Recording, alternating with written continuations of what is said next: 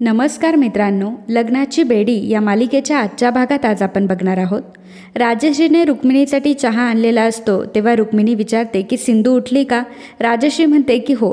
तितक्यातच राघव खूप सारी खेळणी घेऊन आलेला असतो आणि तो सिंधूला आवाज देत असतो. त्यावर रुक्मिणी म्हणते की अरे राघव, काय आहे हे सर्व. राघव म्हणतो की आपल्या होणाऱ्या बाळासाठी मी आणलंय. मुलांचं आणि मुलींचं दोघांचंही खेळणं त्याने आणलेलं असतं. तेव्हा राघव म्हणतो की आता मुलगा होऊ दे नाही तर मुलगी होऊ दे, मी तर प्रिपेअर्ड आहे. राजश्री आणि रुक्मिणी दोघंही त्याच्याकडे बघून हसत असतात. तर सिंधू ही तितक्यात तिथे आलेली असते. राघवने पोस्टर देखील आणलेले असतात. राघव म्हणतो की यात इतकी हसरी बाळं आहेत ना की आपण हे पोस्टर सगळीकडे लावूयात. आपण ह्या बाळांचे फोटो अगदी सगळ्या घरामध्ये लावू, म्हणजे आपली बाळंसुद्धा अशीच हसरी होतील. सिंधू हे सर्व बघत असते, परंतु तिला आनंद झालेला नसतो. तिचा चेहरा हा उदास असतो. राघव तिच्याजवळ जातो आणि म्हणतो की सिंधू, काय झालं, तुला नाही आवडलं का हे सगळं. त्यावर सिंधू म्हणते की नाही, राया भाऊजींची आठवण आली. आज जर ते असते आणि त्यांना जर हे कळलं असतं तर तुमच्या आधी तेच हे सर्व घेऊन आले असते. रुक्मिणी सिंधूला म्हणते की सिंधू, आता असला विचार करायचा नाही. आपल्या बाळावर त्याचा परिणाम होईल की नाही. आता फक्त तुला स्वतःचीच नाही तर बाळाची सुद्धा काळजी घ्यायची आहे. राजश्री म्हणते की हो सिंधू वहिनी बरोबर बोलताय. आणि आधी बघूयात तरी की राघवने काय काय आणलंय. राघव, राजश्री, रुक्मिणी ह्या तिघीही सिंधूला खेळणी दाखवत असतात. राणी ही मागून आलेली असते आणि राणी हा सर्व प्रकार बघत असते. राजश्री म्हणते की राघव, आता तुला चांगलंच कळायला लागलंय की लहान मुलांना काय आवडतं ते. राणी मनामध्ये म्हणत असते की कसली माणसं आहेत ही, रायांना एवढी लवकर विसरली. त्या घरचा मुलगा होता ना तो, की या घरात तो कधी महत्त्वाचाच नव्हता. राघव आणि सिंधू दोघंही रूममध्ये येतात. तो सिंधूला खाली बसवत आणि ते सगळी खेळणी तो रूममध्ये लावत असतो. राघव हा बाळासाठी खूपच एक्सायटेड असतो. राघव सिंधूला म्हणत असतो की सिंधू, तुला काय वाटतं, आपल्या बाळाला आवडेल ना हे सर्व. सिंधू मात्र उदासच असते. राघवने सर्व खेळणी ही छान मांडून ठेवलेली असतात आणि बाळाचे पोस्टर देखील लावलेले असतात. सिंधू म्हणते की राघव, खरं तर या सगळ्याची काहीच गरज नाही आहे आणि मला हे पण माहिती आहे की खरं तर तुम्ही हे स्वतःचं दुःख लपवण्यासाठी करताय. भाऊजींची खूप आठवण येते ना, यापेक्षा तुम्ही सतत माझ्यासमोर हसत उभं राहा, मी पण हॅप्पी राहील. राघव म्हणतो की तू अगदी व्यवस्थित ओळखतेस मला, खरंच मला रायाची खूप आठवण येते. राघव म्हणतो की आणि ते नॅचरल आहे ना, काय काय केलंय त्यांनी माझ्यासाठी आणि तो असा अचानक सोडून गेला. त्यामुळे जरा डिफिकल्ट आहे माझ्यासाठी की मी आता कधीच त्याला हक्काने मिठी मारू शकणार नाही, हक्काने त्याच्यासोबत भांडू शकणार नाही आहे. पण इतकं सगळं होऊन सुद्धा मी जर तुला खुश ठेवलं नाही ना तर तोच राया मला माफ करणार नाही. आज जर तो आपल्यामध्ये असता आणि त्याने जर ही बातमी ऐकली असती ना तर अगदी डोक्यावर घेऊन नाचला असता तुला तो. म्हणूनच मी सांगतोय सिंधू की त्याच्याकरता का होईना तुला आनंदी राहायचंय. आणि रायाची सुद्धा हीच इच्छा असती ना. आणि कोणाला माहिती, जर खरंच राया तुझ्या पोटी जन्माला आला असेल तर. तेव्हा सिंधू सुद्धा हसते. राघव म्हणतो की सिंधू, तू नेहमी अशीच आनंदी राहा आणि आमची सगळ्यांची सुद्धा हीच इच्छा आहे. इकडे सर्वजण चहा घेत असतात तेव्हा सिंधू तिथे येते. तेव्हा राजश्री म्हणते की अगं सिंधू, तू बाहेर कशाला आली, काय हवंय तुला. त्यावर सिंधू म्हणते की अहो तर मी आतमध्येच तर बसली आहे केव्हा, मला जरा चहा प्यावासा वाटला म्हणून मी आले. राजश्री म्हणते की ठीक आहे, तुला चहा हवाय ना, मी करून देते तुला. सिंधू म्हणते की आई तुम्ही बसा बरं, तुम्ही करा आराम, मी येते चहा घेऊन. सिंधू जेव्हा मागे वळायला जाते तेव्हा राणी तिथे उभी असते आणि सिंधूला म्हणते की सिंधू, अगं किती नाटकं करशील. सिंधू म्हणते की नाटकं, कसली नाटकं. राणी म्हणते की सगळेजण तुझ्या प्रेमात आंधळे झाले त्यामुळे त्यांना दिसत नाही, पण प्लीज तुझी ही नाटकं तू बंद कर.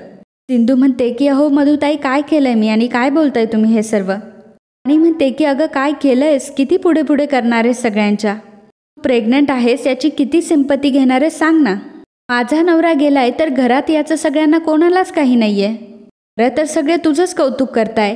जी बाई माझ्या नवऱ्याच्या मृत्यूला कारणीभूत आहे तिला तर कोणी काही बोलतच नाहीये. मस्त गुंडाळलंस सगळ्यांना, पण मला सगळं व्यवस्थित दिसतंय की मी तुला कधीही माफ करणार नाही. राघव देखील तिथं आलेला असतो. सिंधू म्हणते की बास मधुताई बास, मी तुम्हाला आधीही सांगितलंय की मला तुमची अवस्था कळते, मला तुमचं दुःखही कळतंय आणि मला त्याचं वाईटही वाटतंय. पण असं येता जाता मला शिव्या आणि टोमणे मारणं बंद करा, कारण माझ्या बाळाला सुद्धा ते ऐकू जातंय. पण तुम्ही हे विसरताय की मी राया भाऊजींना स्वतःचा भाऊ मानत होते. माझ्या मांडीवर जीव सोडलाय त्यांनी. या परिस्थितीचा काहीही विचार न करता तुम्ही फक्त मला बोलत सुटलायत. तुम्ही कोण आहात हो मला दोष देणाऱ्या. राणी म्हणते की चोर तर चोर आणि वर शिरजोर. सगळं करून सवरून नामानिराळी कशी काय होऊ शकतेस सिंधू तू. राघव म्हणतो की मधू स्टॉप इट, हे बघ तू दुःखात आहे ही गोष्ट आम्ही सगळेजण समजतोय, पण याचा अर्थ असा तर होत नाही ना की तू सिंधूला वाटेल ते बोलत सुटशील. बघ तू आणि राया एकमेकांच्या जवळ येण्याच्या आधीपासून सिंधूचं आणि रायाचं भावा बहिणीचं नातं होतं.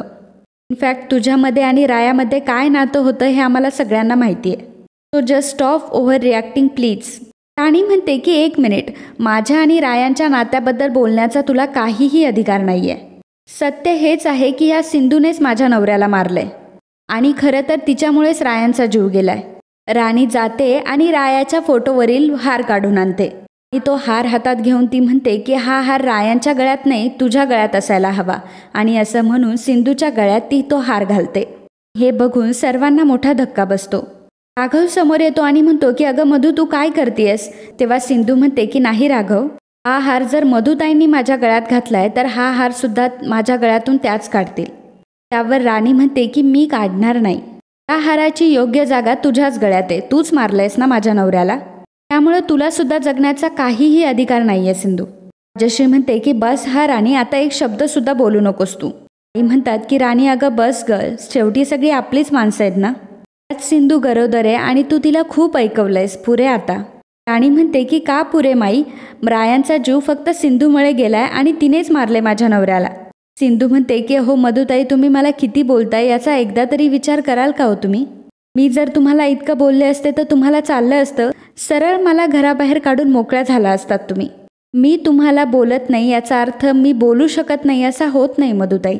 राया भाऊजींनी शेवटचे श्वास मोजताना माझ्याकडून वचन घेतलं होतं की तुम्ही मधूची काळजी घ्या म्हणून, आणि त्या वचनापायी मी तुम्हाला काही बोलत नाही आहे. मी तुम्हाला आता शेवटचं सांगते की माझ्या बाळाला त्रास झालेला मी अजिबात खपवून घेणार नाही. आणि तेव्हा सिंधूला चक्कर यायला लागतात. राजश्री आणि राघव तिला सांभाळतात. राघव सिंधूच्या गळ्यातून तो हार काढतो आणि म्हणतो की तुला इथे थांबायची काही गरज नाही, तू चल बरं रूममध्ये चल.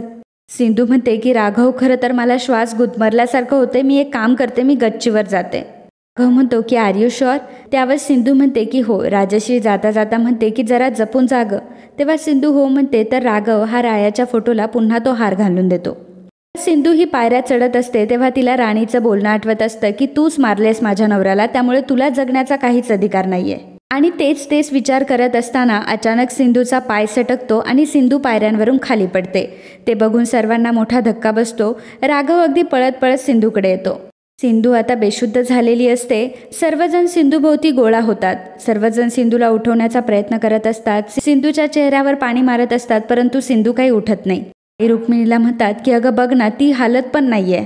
राघव सुद्धा खूपच पॅनिक झालेला असतो आणि तो रागाने राणीकडे बघत असतो. राजश्री सुद्धा रागाने राणीकडे बघत असते आणि ती राणीला म्हणते की काय ग, झालं का तुझं समाधान, झालं का सर्व तुझ्या मनासारखं. आणि ती पोरगी गरोदर अवस्थेत जिन्यावरून खाली पडली, आता तर तुझ्या मनाचं समाधान झालं असेल ना.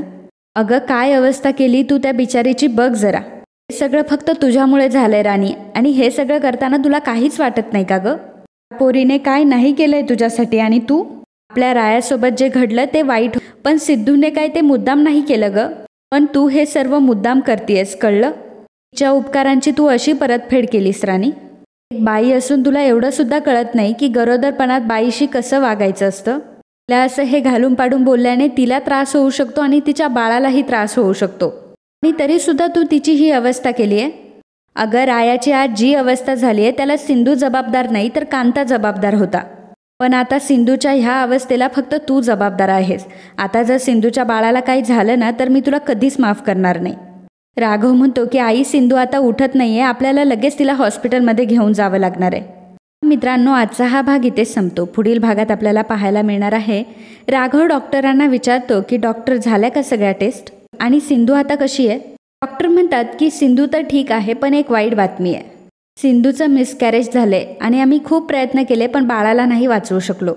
आणि हे ऐकून राघवला, राजश्रीला आणि रत्नाकरला मोठा धक्का बसतो. सर्वांना खूप वाईट वाटलेलं असतं. तर मित्रांनो, असेच लग्नाची बेडी या मालिकेचे डेली अपडेट बघण्यासाठी आत्ताच आपल्या चॅनलला सबस्क्राईब करा. आणि आजचा हा भाग तुम्हाला आवडला असेल तर व्हिडिओला लाईक आणि कमेंट करायला अजिबात विसरू नका. धन्यवाद.